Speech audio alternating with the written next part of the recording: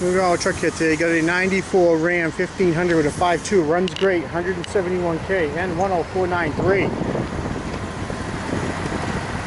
Runs smooth. 4-wheel drive. Got an automatic transmission, a transfer case, a set of wheels and tires. They're 20-inch aftermarket. Shift on the floor, 4-wheel drive. A driver's side tow mirror power. A front and rear axle. Interior 171K.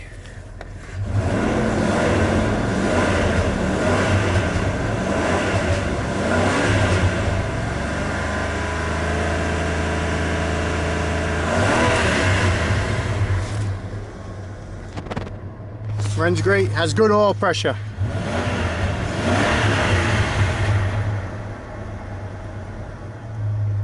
Even at idle, 40 pounds. Runs awesome. We got a rear gate for retail. Got a little rust on the lip on the top, but the lip is clean.